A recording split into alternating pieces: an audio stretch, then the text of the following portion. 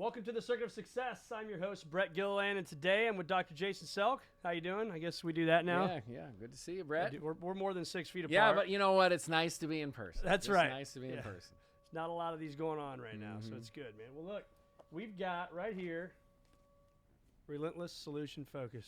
You seen this? I've seen it a couple Seen times. that a time or two? Yeah, Or a couple thousand? times. Yeah. I hear it's really good. It's really good. So I got this delivered to my office last week, and it's been awesome, man. So I'm not fully finished, but I'm probably 75% of the way done. Great. And but absolutely loving it. I'm not just saying that because you're sitting there. Well, I like I said earlier, I don't need the compliments. I like the critical feedback, the honest feedback. I think it's a book right now that people probably need to read and will benefit people. Yep, So I would agree with that.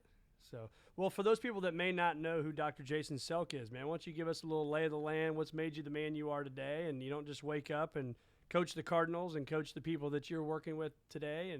And so, what's been kind of your story in the past? So we're going to start right with, we're going to dive in head first here. That's right. I'd say probably what separates me from others is I absolutely love what I do. I mean, I get paid well for doing it, but to me, it's all about helping people. I grew up, both my parents were in the helping profession. I think my dad, we talked a little bit about him before we started. He's one of the kindest, most giving, helpful people I've ever met. He was just really, really influential in teaching me how to see things not necessarily just as they appear, but how to maybe look from different angles. But more than anything, they just really role modeled. The main thing in life is family and to help other people. I can remember, Thanksgivings and Christmas, most families are waking up and turning on the TV and relaxing. And our house, we always did service projects before we did anything for ourselves, delivered Meals on Wheels for Thanksgiving. And my mother was also in the helping profession. She was very influential. But I think that just instilled in me a real desire to help other people, and I also hate to lose. So that combined... It's kind of a big deal, isn't it? Yeah. So... and I went through school. I didn't want to just be a all-talk guy. I mean, I actually have learned as much as you can, at least in school, learn about performance and how the brain works. So you kind of put it all together, and it's turned out pretty well for me. And I've been able to work with some people like the Cardinals and all kinds of highly successful people. And kind of like you, every time I work with somebody like that, I'm learning as much, hopefully, as they're learning from me. I'm learning how to get better and work with the next person. So talk to us about the Cardinal thing. Obviously, those of us in St. Louis, we love our Cardinals, and you had a shot, right? And I think, was it Tony La Russa said you got 10 minutes? Yeah. Well, I thought in 2006, Walt Jocketty, the Cardinals, they hadn't won a World Series in 24 years, and they had a couple of tough playoff losses. 2004, we get swept by the Sox. Red Sox. Yeah.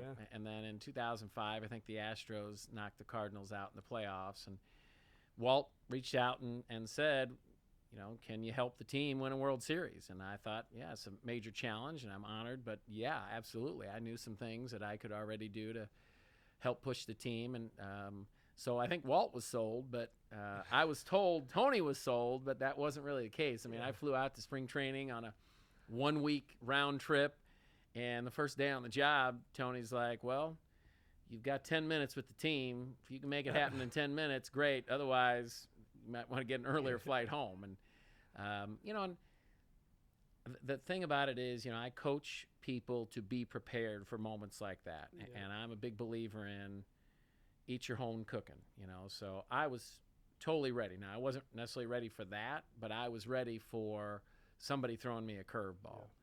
Yeah. And I think Tony respected that and realized right off the bat that, hey, this guy, he's here for the same reason we are. And I was lucky enough, got the job in 2006 as director of sports psychology. We won our first World Series in 24 years. I stayed with the team for 6 years. We won another World Series in 2011. After that, I stepped down to pursue some other opportunities. But 6 years, 2 World Series.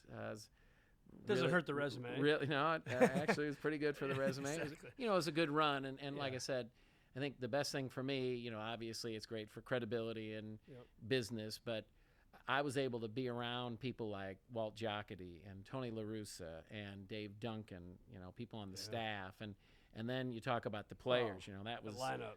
Carpenter and Wainwright and Pujols and Molina. Those guys, you pick up so much just by watching how the best in the world go about their business. So it was a great opportunity for me in a number of different ways. So speaking of that, when you see the best in the world, what is that one or two things you picked up from guys like you just mentioned? What are you seeing that's different? Well, something I was talking today I was talking to some advisors today who are really good. I was talking to an MD at Northwestern Mutual. You know that business, and he's really good. He's one of the top MDs in the country, and we just talked about the difference between, we were using the example of a Bill Belichick versus some of the other pro coaches out there. The thing about the best of the best is there just seems to be a precision with how they go about doing their job. And you take that same precision and apply it to every aspect of what's important in your job, and that's where you start to see someone, the cream really start to rise. And it happens year after year. I know this year, the Patriots didn't make the playoffs, but I certainly wouldn't be betting against them for long.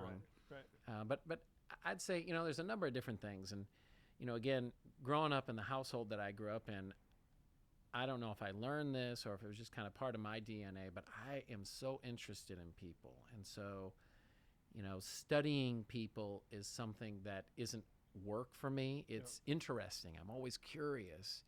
And so, if you study people long enough, look for some of the important things, then you start to see those patterns. And I'd tell you again, those patterns for the highly successful, they're definitely out there if you know what you're looking for. And I'd say precision is one of them. Okay, that's good. And I think, too, for you, what you said earlier, when somebody says, hey, you've got 10 minutes, you've got in your mind, you've got a week scheduled, right? And now you got 10 minutes to make an impact. You got to be ready for anything. And you said that, right? When somebody throws you a curveball. So what do you tell our listeners, whether it's a financial advisor, a lawyer, whoever it may be, how do we get ready for the game, right, when we don't know what the game's going to bring us? Yeah, so I think I'd say two things. One, as a financial advisor, for sure, you and I spend a lot of my time with financial advisors, a lot of my time with lawyers, a lot of my time with business owners, a lot of people in sales these days. I don't work nearly as much in the sports world as I used to. Whether it be a sales meeting, whether it be a meeting with your employees, you have got to be organized and prepared. And, I think people have this tendency to try to be prepared for everything, try to be organized on everything. It's just not possible. So I'd really, it's called channel capacity. I'm not going to bore listeners with the details of the science on this one, but the human mind can only focus on so much at a time. And the magic numbers are 3 and 1. So I'd say, and when I say 3 and 1, let me explain real quick. In working memory, you can keep 3 things on your mind, on front of mind at a time. And if you're trying to improve or learn something new, the number is really 1. So I'd say, you must be prepared. Go in and know the single most important thing you can do. Like my situation with the Cardinals, I knew where my value was. I was very clear on how I could deliver it and what that one was. And then, so preparation, know what your one value add is, or know the 3 most important statistics that the client needs to be aware of if you're a financial advisor going into the meeting. And then you've got to be prepared. You've got to expect adversity. So again, I'd use kind of the same numbers. I'd think, okay, I'm going in and my game plan is X. What are 2 or 3 curveballs that could come my way, and how am I going to deal with those? If I'm a financial advisor, if I'm in sales, if I'm an attorney, I might look at it this way. Going into this meeting, what's the one question I most hope they don't ask? Or what's the one thing I most hope they don't say? And then I'm going to be prepared on how to answer or how to deal with that one thing. That's awesome. That's great feedback. So let's talk about cortisol and serotonin. I read that in the book here, but explain that to our listeners because that is so important. Yeah, look at you getting scientific. Dr. here. Gilliland. Yeah. Over here. So those are neurotransmitters, and really you got the bad one and you got one of the good ones. Yep. And unfortunately, most people don't even understand the biology of how the brain works. But this is so important. When people come to see me, really one of the first things I teach people about is something called problem-centric thought. Problem-centric thought is the biological tendency to focus on the negative. It's totally normal. I'll give you an example. I'm guessing it's normal for you, just like it'd be normal for me, just like it's pretty normal for everybody listening. You do 100 things right, one thing less than perfect. When you get in your car, driving home after work, your mind focuses on that imperfection. That's a perfect example of PCT, problem-centric thinking. Now, it's biologically wired into all of us, and it goes back to survival hundreds of years ago. That's what kept us alive. But these days, this, even with coronavirus and everything we've gone through in 2020, this is still, scientifically speaking, the safest time for human beings to be alive. And so that PCT biological wiring, it maybe used to keep us alive and help us with survival, but now it really impacts us, our performance, our health, our happiness in a negative way. And going back to the cortisol, anytime I think about a problem or the negative in the world, my brain releases into my bloodstream cortisol. That's that neurotransmitter. Now, cortisol, again, back in the day was helpful to keep us alive. Very small doses of cortisol help. It actually, again, is good for survival. But when you surpass a low dose of cortisol, it becomes counterproductive very, very quickly, and actually now becomes very unhealthy for us. So you want to understand that the biological system, when you experience a negative emotion, that negative emotion was given to you as an alarm system that's supposed to cue you into what's going on in your head. And you're supposed to think to yourself, okay, I feel like garbage. I feel angry. I feel frustrated. I feel depressed, sad, whatever it might be. But all that is supposed to do is be your cue that says, okay, I'm feeling negative. Now I got to control, I got to change my thoughts. And what we try to do, and this is what I outline in the book, Relentless Solution Focus, is move from PCT to RSF. RSF is really the polar opposite of PCT, RSF, Relentless Solution Focus. So instead of allowing your brain to focus on the negatives or the problems, when you feel that cortisol release, when you feel a negative emotion, take that as your cue and then very quickly shift your thinking. Here's a very effective way. If I was listening at home, I'd write this question down. This is the $1 million question, maybe the $1 billion question. What's one thing I can do right now that could make this better? Anytime you feel the negative emotion, you ask the question and come up with an answer. Now what you've done biologically is you've stopped the cortisol, and now you've started a serotonin, norepinephrine, all kinds of good neurotransmitters are going into the system that make you feel better. But it happens that quickly. If you can do it within 60 seconds, it happens that quickly. And that's why. Not to interrupt, but if you get, let's say you did that thing, right? The 100 things, great. You get in your car downstairs here in your building, you're driving home. What's Jason Selk doing? So within 3 seconds now I've trained myself to learn, okay, I know what I'm doing. I'm focusing on the imperfection. Doing, yeah. So that's a 3 or 4 second process. And then I say to myself, okay, stop. Before I start going down that road, what did I do well today? So I just, in that situation, I force myself to evaluate, okay, what did I do well first? Yep. And then if I want to go back to the imperfection, instead of looking at it like, what's wrong with you? How could you be so stupid? Right. I say, what's one thing I could do to be a little bit better at that next time? And if I can do that and do it fairly quickly, like I said, within that 60-second margin, you're staying out in front of the cortisol, so it really does happen that fast. Now, here's the good thing. Not only does the cortisol release cause you to feel horrible, but it also impacts your brain in a very negative way. It starts to disable cognitive functioning. It moves you into fight or flight, which all that means is you lose the ability for detailed thinking. That's why it was helpful for survival, hundreds of years ago.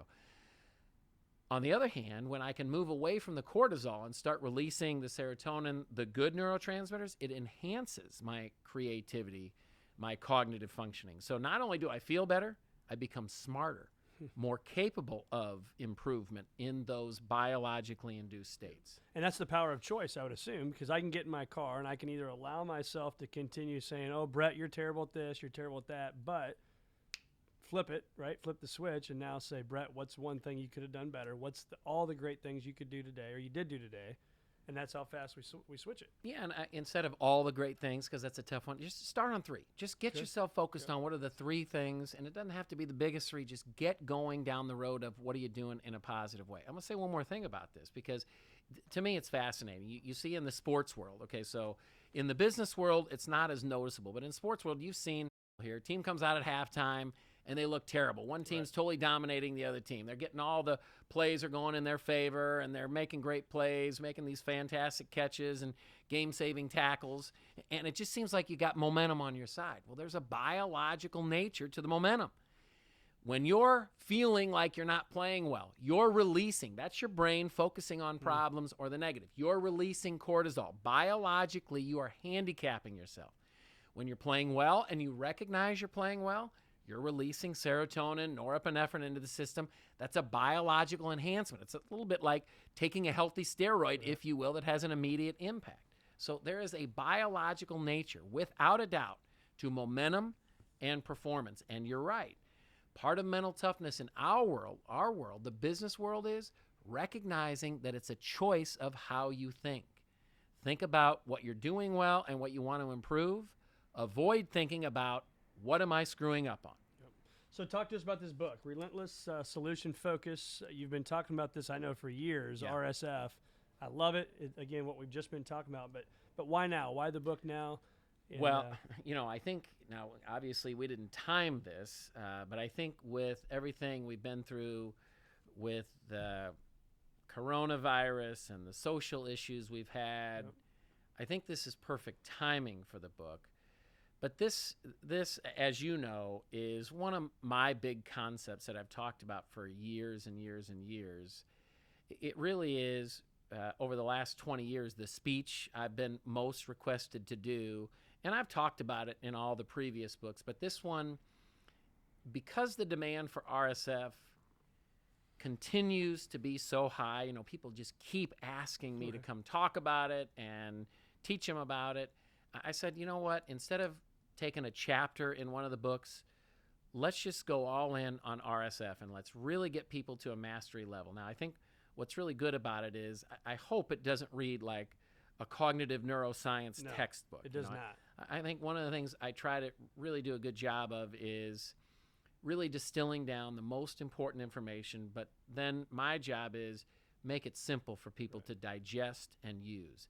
And I think we've done a good job, and I'll give some credit to my colleague, Dr. Ellen Reed. She and I put a lot of effort. We spent a lot of time in the research on this one and in the application of it. And like I said, I think right now, if there's ever been a time that RSF is going to benefit you or your organization, now's the time. I'll give you some statistics. These are my favorite statistics. People with RSF are significantly, measurably proven scientifically to be happier, healthier, more successful. People with RSF live up to 14 years longer than normal people. And again, in those extra years of life, in addition to the already years of life, you're going to have a measurable increase in health, happiness, and success.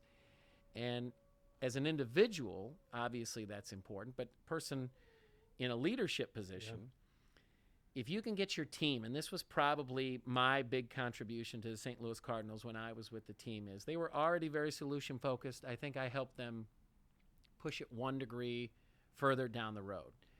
But if you can get an individual to start changing the mindset to RSF, that's great.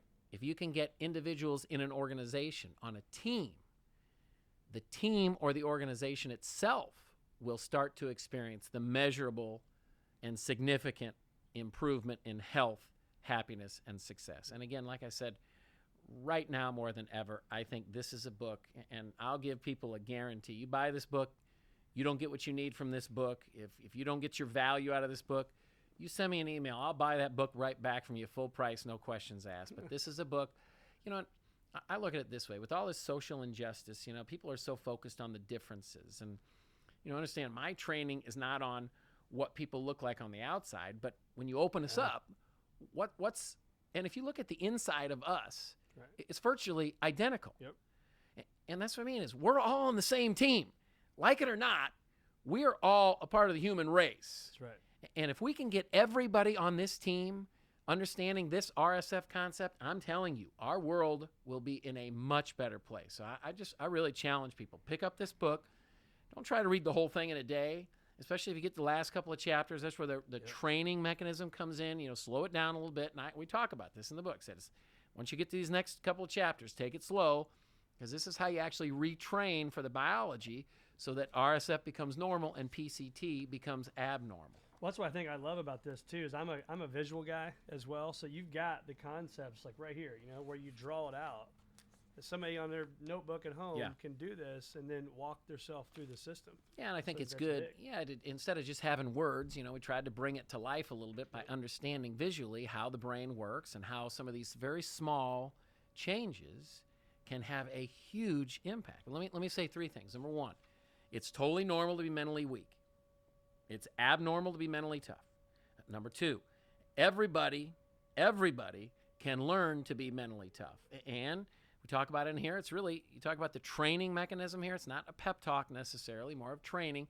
3 minutes a day, 3 days a week minimum. And the training, it's not like, working on your bicep where it hurts. It's actually somewhat enjoyable to do the 3 minutes of mental work. That's the second thing. Everybody can learn to be mentally tough. And when you learn to be mentally tough, it's a guarantee, scientifically proven guarantee you will experience a significant, measurable improvement in health, happiness, and success. So walk us through those 3 minutes. So it's two parts. I'm not going to get too far into the details on this one because I don't want to overwhelm the listener. But one part is what we call a success log, and it's just really answering 4 simple questions each day. What am I doing well? What do I want to improve? How am I going to make the improvement? And then you give yourself a 1 to 10, how well did I do in the previous 24 hours with that RSF mindset. What it does, think about it this way. Neurons that fire together wire together.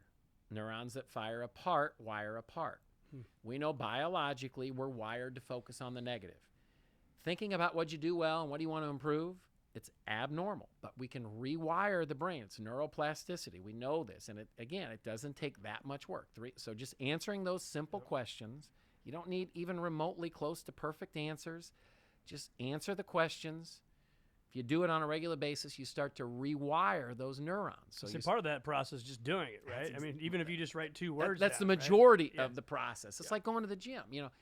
I know you work out. When's the last time you went to the gym and had a perfect workout? Yeah, never. Right. Me too. I don't even know what that looks like. But you're in good shape. You go to the gym. It works. It's the same thing here. With your brain as a muscle, just like your bicep. So you answer those 4 questions, and then. But also, if I can interrupt, sorry again, but if you just go to the gym, you're going to do it. Probably. Right? Just like if you open the notebook. Now, again, don't just go to the gym and find a seat and look around. Get on the elliptical. Right. Move your legs a little bit. Do something. And that's the thing is, we're making it very clear exactly what to do, and it's not painful. Yep. The second part of the 3 minutes, and answering those 4 questions, let's call that a minute. The second part is something called the mental workout. It's really one of the big contributions I made to the St. Louis Cardinals. It's just using the most effective and proven sports psychology and performance psychology tools to get your mind to think and visualize the positive things in life and what you want to get done that day in a positive way. Yeah. And again, it's extremely clear. There's no real question marks. All you got to do is answer the questions, and it kind of puts itself together for you. But if you can, on a daily basis, spend 3 minutes answering those questions and then thinking about, okay, how do I want my life to be, and what do I need to do to make it happen with specifics, what you're going to find is your brain starts to move and gravitate just naturally because you're retraining those neurons so that instead of getting in your car and beating yourself up, you actually get in your car and you're able to recognize, wait a second, I'm starting to beat myself up. Right. I'm not going to do that. What am I doing well? What do I want to improve? And as small as that sounds, biologically and physically and emotionally, it makes a major, major impact over time. Yep. So what about the person that's listening right now that says, man, but I'm pretty far down this path, right? I've got this bad habit and that bad habit and that bad habit. it's not as simple as we're making it sound right now, that I'm just going to go get in my car and the first time I'm just going to not go down that rabbit hole. And that's what I tell you. First of all, understand it's normal. Yep. You know, and I think people have this tendency to think, okay, well, I'm not very mentally tough and there's no hope for me, or I'm too far gone. That's BS. Yep. There's no empirical evidence to support any of that anywhere. You know, I don't know about you, but I'm living proof. I mean, people I went to high school with cannot believe that I'm serious. I had to stop going to high school reunions because people thought I was lying. You know, you haven't written books. You don't coach people that we watch on the news or on Sports Center. And that's the thing, and that's fine. I get it. I mean, I was just as lost as anybody. Yep. And I learned this stuff going through graduate school, and I started doing it myself. And I just say this: life becomes a lot easier when you learn how to control at a higher level those 6 inches between your ears. So I'd say with any, you know, the further gone you are, the easier this is going to be for it to have an impact. But that's true. You see a bigger just impact do quicker. a little reading. You know, again, don't try to read the whole thing. Just read a page a day. If you get to Sunday and you haven't read your page, catch it up. Get 7 pages a week. I love it. How much of this, I know the answer to this, but I'm going to ask it anyway. How much of this is fact and how much of this is opinion? 100% science. You know, and that's what I tell financial love advisors. Well, and this is the thing. Is nobody's interested in Jason Selk's opinion. Right. And you financial advisors out there, no client. I've never been a financial advisor. I'm an investor. I'm not interested in your opinion as a financial advisor. You give me empirical evidence, and I'm in all day long. Yep. You know, for example, stock market. The last 100 years, any normal 4-year period, you can expect your markets to go up 3 years, down 1. Just always remember 3 up, 1 down. That's empirical evidence. Yep. Empirical is just a fancy word for proven in real life. This stuff, 100% science-based, but even better, it's not just theory, it's empirically proven. It's proven in real life. So what advice would you give Jason Selk 10 years ago? If you go back and talk to that young man. Not that you're not young today, Jason. Thanks for noticing.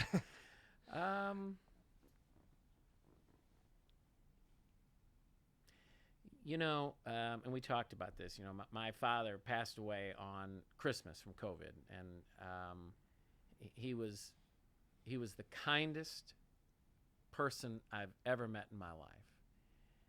And I've got a temper. I mean, I'm a redhead, and you know, I think in my life, and people who know me know that if you're in my circle, I'm a good one to have in the foxhole with you, because I'm loyal, and anything you ever need, I'm all in. People not so much in my circle, I don't think I've been as gracious. And you know, I wish I could take some things back.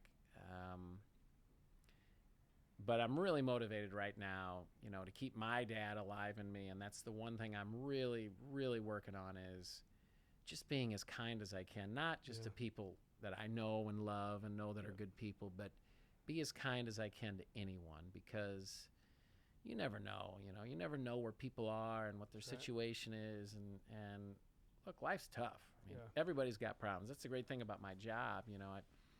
I've got a mental health license, so confidentiality is, of the utmost importance. People come in this office and people you're watching on the news and reading about in papers and seeing on Sports Center, but everybody has our own bag of trouble. We all have our problems, and so I think that'd be the one thing, and I'd try to figure out, how do you say it that I would have listened 10 years ago, but for whatever reason, I'm at a point in my life right now where that's what I'm really working on, is being kinder to people. I like it. That's good. What have you learned from a family standpoint, or just personally, during this whole pandemic? Well, we're at home more. Obviously, you travel all over the country speaking. That's been basically eliminated. But what have you learned from a family side of things? Well, I think two things. One, and it's really confirmation on both, honestly, that you really have to expect adversity. I think people who look at this pandemic or any problem as just a surprise, like, I can't believe something negative would happen, I think you're setting yourself up for trouble, because that's not our human experience. And, this has been who could have ever, Nuts. If you saw this in a movie, you'd say, well, that could never happen. Just there's no possible way. So not that you could be prepared necessarily for this adversity, but be prepared. Understand that it is going to happen. Don't be surprised by it. Don't feel sorry for yourself. Learn to attack it. Yeah. And that'd be the first thing. And it can, I already knew that, but this really, I think, was confirmation. The second thing, I think I've done a really good job with my family teaching them principles from this book, this idea of relentless solution focus. And specifically, if there are parents out there, because I get a lot of parents say, okay, yeah, I can take some of that stuff and make myself better at work, but what can I do with my children? One of the things I've done a really good job of with my children in my family is forcing them to identify what they're doing well. When I pick my kids up from sports, and all my kids are in sports and high-level sports, and I'm not that dad, here's what you need to improve. And I could probably, I've done enough high-level coaching where I probably could offer some of that, but I've just never done that. I've been really good about, when they get in the car, tell me what you did well today. When we're having dinner, try to go around the table. What's something that you did well today at school? But I really tried to ingrain in them, you always focus on what you've done well before you start on the critical stuff. And I think this year, watching children go through this adversity and this confusion, I've been really impressed with my children, because I know they have a bit of an advantage over some of their peers because they're able to deal with this adversity at a higher level. And I think a lot of it comes from, some of this mental stuff that we talk about in the book. So last question, I always like to ask this because you never know what you're going to hear, but I steal your cell phone today. Besides email, what's the one thing that you don't want me to delete? I'm not a cell phone guy. You can That's throw good. mine. You Yeah. can Throw throw it mine out in the trash. Right. I guess my schedule, because Yeah. if I didn't, tomorrow I got a full boat of clients I'm going to call, and I got to know who they are, and I'm a big believer in you got to be on time, and so that'd probably be the one thing. I guess some of the photos, but my wife does a great job of taking photos of everything. But I'd say either the phone numbers, so that I can get in touch with people. I'm a big, if I don't want to email you or text you. I'd rather call you on the phone, hear your tone of voice, and just get that personal connection. I'm still kind of old school on that one, but probably phone numbers and obviously the calendar. Awesome. I couldn't go without the calendar. Where do our listeners get the book? Where do they find more of Jason Selk? So, it's in all the major, I don't think bookstores really is the way to go, but all the online bookstores, so the Amazons, wherever you buy your books, you shouldn't have any trouble. It just released last week. I think it hit the bestseller list the week before it even came out. Nice. So you shouldn't have any trouble finding it. More about me, and you could find, I've written, this is my 5th book, jasonselk.com. All the books are there, and we try to give stuff away for free. Obviously, I can't give everything away for free, but we do try to, there's a weekly newsletter you can sign up for. I try to make it just a one-pager, just short and sweet, just as one thing to think about this week to keep yourself mentally tough. But yeah, check out the website. There's videos on there, and there's links to other ideas that could help people. But any support is much appreciated. And I'd say on this one, please consider picking this book up. I just feel like our team, our country needs people reading this book right now and starting to retrain their brains away from some of the negative garbage we've gotten so accustomed to. Yeah, and I would say the same thing. If anybody gets this book, and I'll buy it off of you too, because I think it's harder to read people's books that right? Because when I'm reading it, I can hear you saying this, right? I've known you for over a decade, so but I still say it's a great book, even though I know you, and I think it's just phenomenal, and people need to read it. It's perfect timing. Like you said, you didn't mean to do this right before COVID, but it came out, and it's going to help a ton of people, man. So I appreciate you being on the Circuit of Success again. You were on 3 or 4 years ago whenever I started this thing, so it's been a fun journey, and good having you again. Yeah, and here I'm going to say one final thing to you and people out there. And I know you well enough that you overlook a lot of the good things you're doing. And if you're listening, I'm sure I'm talking to you too. Just take a minute today sometime, maybe before you go to sleep today, and recognize, just kind of get started on that road of, hey, all the imperfections, fine. You know what those are already, but screw that. Quit putting energy into that garbage. Just today, think about 2 or 3 things that you do well and the impact you're making on people's lives, because you're doing some really good stuff. I appreciate you having me. Yeah, and I think I'm going to go back and I'm going to do this RSF thing, those 4 questions. Why would I got 4 boys at home. Right? Why would I not do that as a family exercise? Just start with the first one.